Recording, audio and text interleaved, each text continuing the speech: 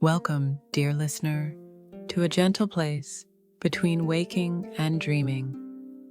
Here, the stars hang low in the velvet sky, and the past stirs softly, whispering tales from long, long ago. You've come to the right place, a safe haven for your mind and heart, where myth and moonlight weave together to cradle you into peaceful slumber. Tonight, we journey far across the seas to ancient Greece, a land of marble temples, golden olives, and sacred fires, a time when gods walked the mountaintops, when thunder spoke from the skies, and wisdom itself was born in a flash of light. This is the story of Athena, goddess of wisdom and war, of weaving and strategy, of cities and olive trees. And unlike any other, her birth did not come in a cradle, but from the very crown of the king of the gods. Tonight, I will guide you through her tale, slowly, gently, lovingly. So let your body grow soft, let your mind let go, and allow the ancient world to rise around you like mist. Before we begin, let us take a few moments to soften your space. Allow the world outside to fade like a distant wave on the shore. This time is only for you. Take a deep breath in and slowly let it out. Feel the air move through your nose, cool on the way in, warm on the way out. Another breath in. Hold it gently and release. Let your shoulders lower, let your jaw unclench. Let your thoughts drift like leaves down a stream. There is nothing you need to do right now, nothing to fix, nothing to plan. Let the weight of your day slide from your body. Your limbs are soft, your mind is quieting, you are safe, you are home.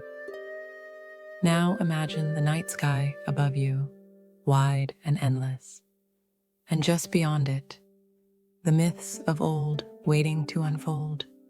Hear the slow beat of distant drums, feel the flicker of torchlight on smooth stone, and sense the cool breeze of Olympus passing by. The story is ready to begin. Let us now walk gently into history, where gods rise and legends are born.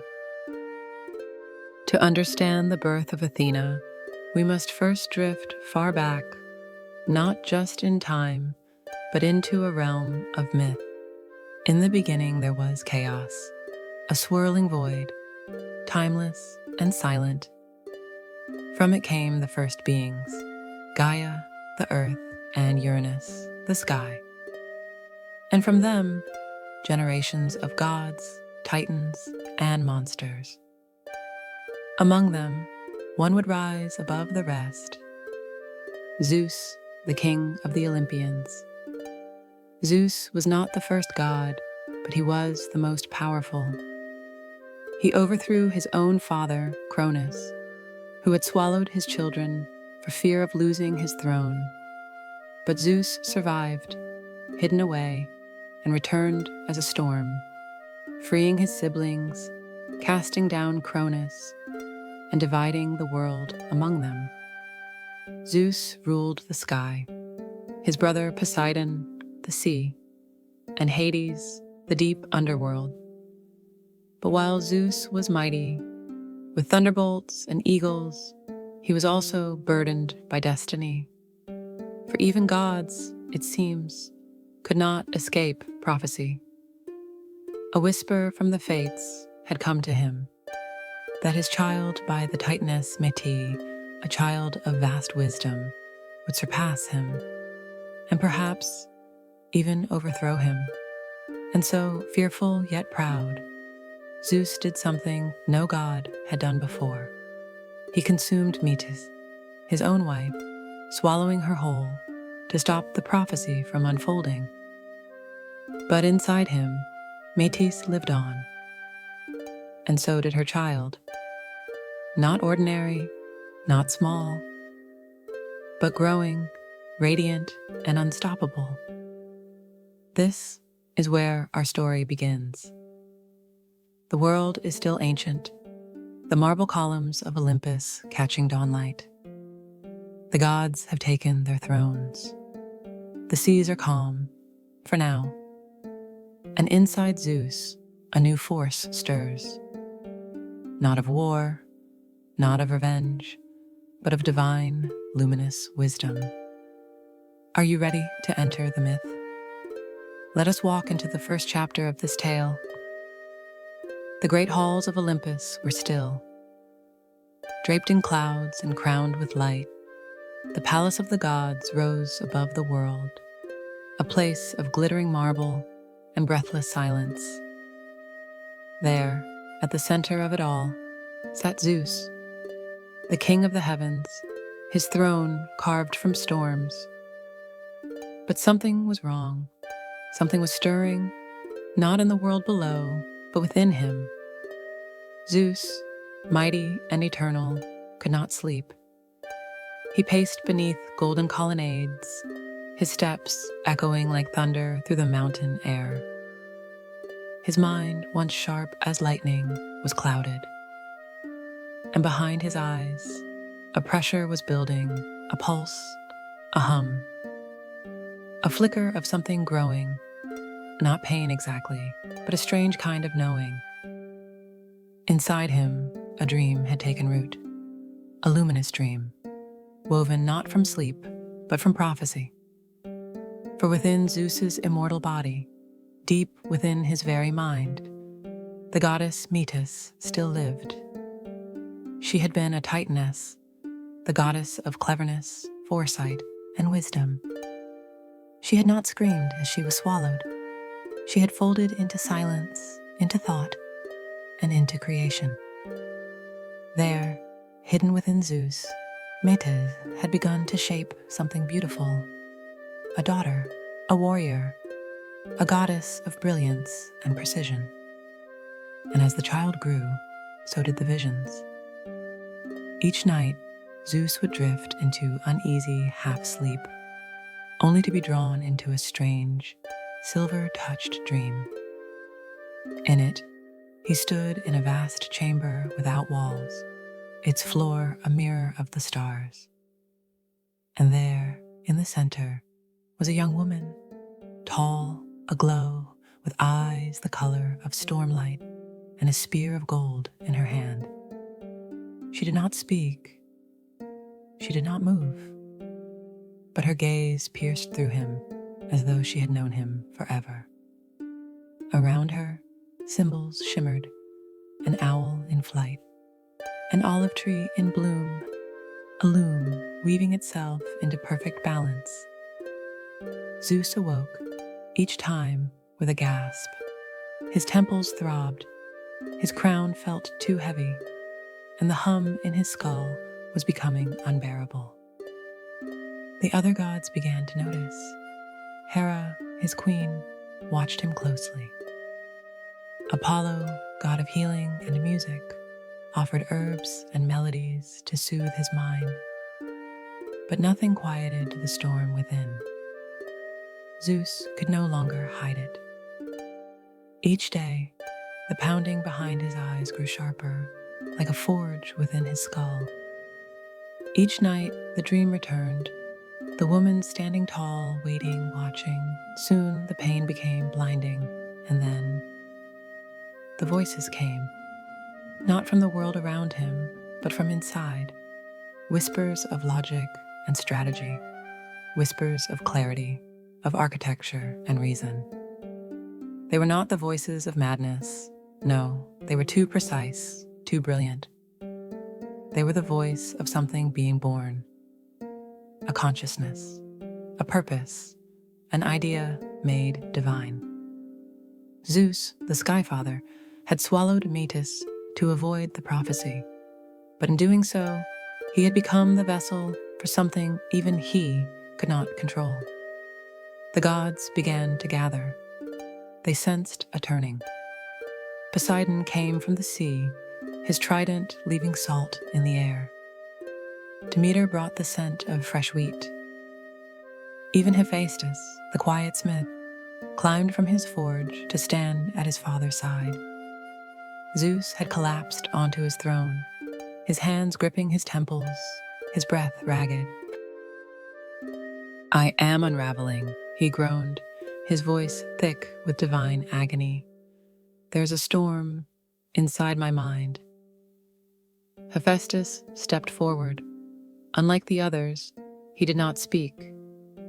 He listened, and in the silence, he heard it too, a rhythm behind Zeus's pain, a heartbeat, not of destruction, but of birth. Hephaestus looked to the other gods, then to Zeus. "Let me open your mind," he said, his voice low and calm. "Let me free what's within." The gods hesitated, but Zeus, blinded by pain, gave a single nod. Hephaestus raised his great hammer, forged in the heart of the earth. And in one swift, ringing strike, he brought it down upon the crown of Zeus's head. There was no blood, no scream, only light. Brilliant, blinding light that poured from the split in Zeus's skull, like the sunrise breaking through mountains. And from that radiance, fully grown, armored in gold and shimmering bronze, with eyes of wisdom and fire, Athena emerged. She did not cry, she did not stumble. She stepped forth as though she had always been, her spear in hand, her shield gleaming, her breath steady and calm. The gods fell silent. Even the winds paused, as if the world itself was taking in its breath for the arrival of this new, radiant force. She was not just born. She arrived. From the very mind of Zeus. Not from chaos, not from pain, but from thought, from clarity, from the divine spark of reason itself. The goddess of wisdom had come, and the world would never be the same. The moment Athena emerged, a hush fell across all of Olympus. It was not the silence of fear, nor of confusion, but the sacred stillness that comes when something truly divine appears. The gods stood frozen in wonder, their immortal eyes wide, their eternal minds reeling with awe. There she was, a daughter not of flesh, but of thought, not born in pain, but in brilliance. She stood tall and regal, her golden helmet resting lightly atop her dark, curling hair. Her armor shimmered, not heavy, but radiant, crafted not by smiths, but by concept itself. Her shield, the aegis, glowed with an energy that rippled through the air, etched with the head of the Gorgon, a symbol of wisdom that sees through deception. And her eyes, clear as mountain springs, deep as time itself, surveyed the world with a calm knowing, as if she had seen it all, past, present, and yet to be. She did not cry out. She did not stumble into existence as a newborn might. Instead, she breathed in, deep and steady. And with her first breath, the winds returned. They rushed through Olympus like laughter, cool and clean, rustling olive leaves and whispering through the marble halls. Athena turned first to her father. Zeus sat still, his mighty form leaning against the arm of his throne. The pain had left him, replaced by something harder to name, a mixture of awe, relief, and reverence. His daughter approached him slowly, not as a child returning to a parent, but as an equal. A mind born from a mind, a light reflected. And Zeus, the thunderer, who had cast down titans and ruled the skies, felt something stir within him, a respect unlike any he had known before. "Athena," he said, his voice soft, She nodded. I am, she replied. Simple, complete, not boastful, not uncertain. The other gods began to draw near. Apollo stepped forward, sunlight following him like a cloak. He looked upon Athena with a musician's admiration, as though she were a perfect chord suddenly discovered in the heart of the universe. You are wisdom, he said quietly. You are harmony made form. Athena smiled, not prideful, but serene. Hera came next, her eyes sharp and thoughtful. As queen of the gods, she had seen many strange births, many divine children, but never one like this. She gazed at Athena, not with jealousy, but with curiosity. You are no threat to me, Hera said slowly. Are you? Athena bowed her head slightly. I am not here to rule, she said. I am here to guide. And with those words, the marble beneath their feet seemed to settle. The world itself seemed to exhale. The gods began to speak among themselves. She is war, Ares muttered, but she wears no blood. She is craft, murmured Hephaestus, but no fire touched her hands. She is knowledge, whispered Demeter, but she plants no seed. Athena heard them all, and yet she stood unchanged, unmoved, because she was all these things, but more than their parts. She was not the rage of war, but the strategy, not the fire of forge, but the design, not the growth of grain, but the reason behind the harvest. She was thought, refined into action, a mind with a sword, a heart with discipline. And as the gods pondered her nature, mortals far below Olympus felt something stir as well. In the city of Athens, still young and unnamed, the breeze shifted. The olive trees planted long ago shivered softly. A girl, sleeping in the arms of her mother, dreamed of balance. A boy, tending sheep on a hillside, looked up and wondered how cities are built. Athena had not spoken to them. She had not shown herself, but her presence was already rippling outward. Wisdom was not a fire that burned, but a light that spread, quietly, surely, like the morning mist retreating at dawn.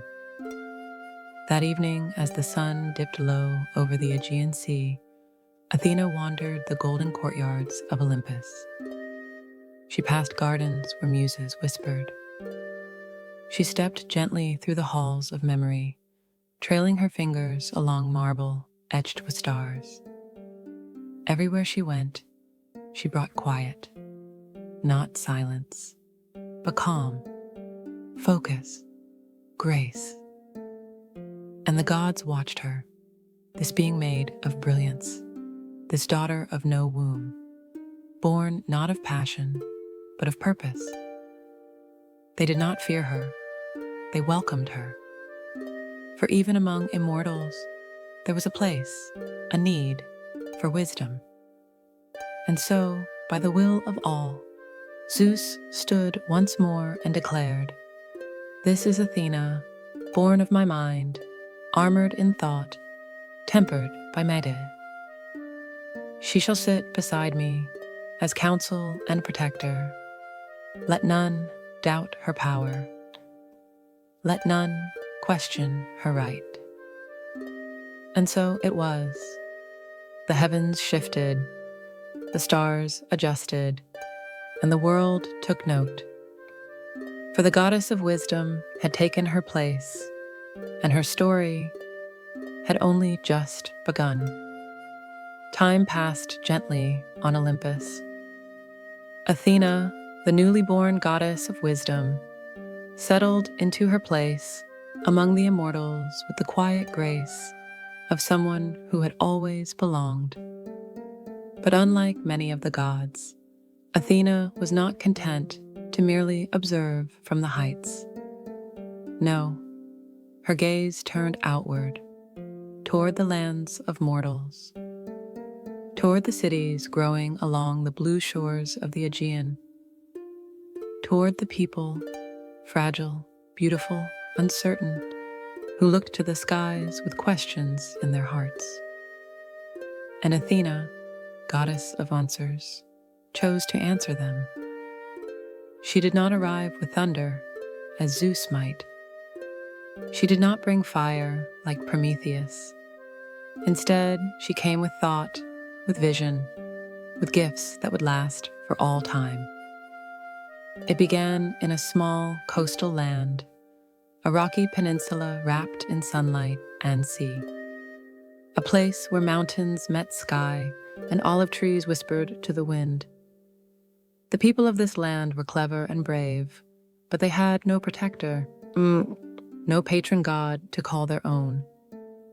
And so they built a temple on a high hill and called out to Olympus. Two gods answered, Poseidon, lord of the seas, and Athena, the mind-born maiden. Each offered a gift. Each hoped to be chosen. Poseidon struck the earth with his trident, and from the cracked stone sprang a great fountain of seawater. Salt and roaring, it shimmered with the power of the ocean, a promise of dominance and strength. The people gasped in awe. Then Athena stepped forward. She knelt quietly and pressed her fingers into the soil. From that place, a single tree grew. It rose slowly, its trunk winding upward like thought itself, its branches soft with silver-green leaves. It was the first olive tree. From it came shade, oil, fruit, food for the body, light for the night, medicine for wounds, wood for homes. The people stood in silence, feeling something deep stir within them, not power, but peace, not fury, but future. And so they chose Athena. They named their city Athens in her honor, and built temples not of fear, but of gratitude. Athena had not just given them a tree, she had given them civilization. She gave them the tools to think, to plan, to create. She taught them to build with symmetry, to govern with fairness, to fight only when reason demanded it. She did not banish conflict. No, Athena knew the world was not made of ease. But she offered another path, a way to triumph not through brute force, but through strategy, to protect without cruelty, to conquer the self before conquering others. She was not the goddess of chaos, but of clarity. Artists found inspiration in her calm gaze. Sculptors carved her image in stone and ivory. Philosophers whispered her name in their thoughts before setting stylus to scroll. And whenever justice was needed, whenever two paths divided, the wise invoked her name.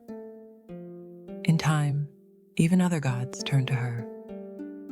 In war councils, Zeus asked her counsel. In disputes among mortals, Apollo deferred to her reason. Even Ares, bloodthirsty and wild, could not match her in battle. For while he roared like fire, Athena struck like lightning. Swift, precise, controlled. But despite her greatness, she remained humble. She walked among mortals in disguise, watching how they lived, how they worked, how they loved and failed and dreamed. And when she saw a weaver at her loom, spinning threads finer than silk, Athena smiled.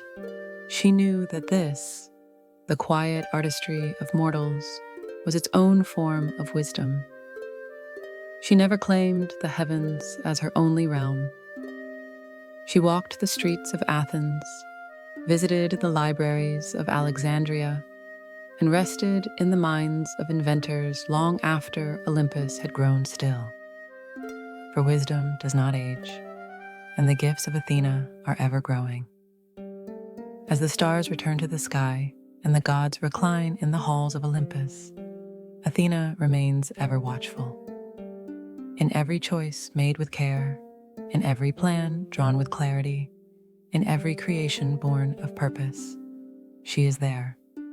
Not loud, not boastful, just present, like moonlight over stone, like thought before speech, like a hand reaching gently into the dark to light the way. And now, dear listener, rest.